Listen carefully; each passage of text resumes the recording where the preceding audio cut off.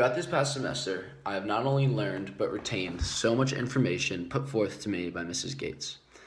To first start off, I learned the 3 P's to public speaking: preparation, practice, and positive visualization. I was also taught that every audience should be able to answer the question, "What's in it for me?" This will show that the audience cares enough to be able to listen to the speaker and have interest in the topic. I also learned 4 parts to the introduction. The first part is to capture attention with the audience by either an opening line or a story. Number 2 part to the introduction is to introduce the topic, why you care, and to have the audience answer the question, "What's in it for me?" The next is to give your credibility on the topic or give your ethos. This will show the audience that you are credible to speak on the topic that you chose.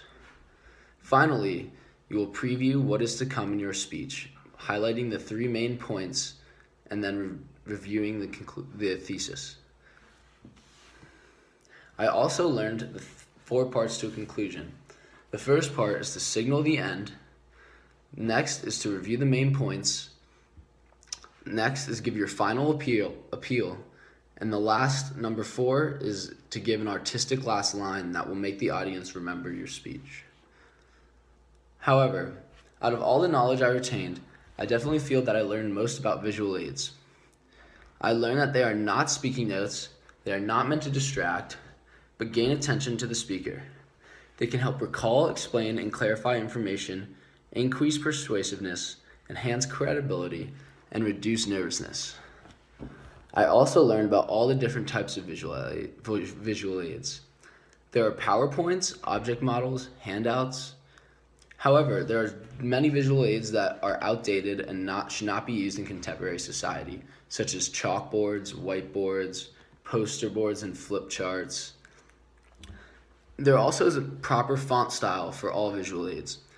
No font on any visual aid should be less than 28 points, and it should have dark writing with a light background.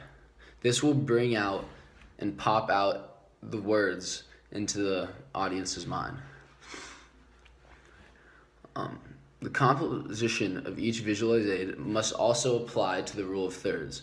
So the rule of thirds means that there must be words evenly distributed across the screen, so that if you cut the screen into thirds, they would be right about here on the camera.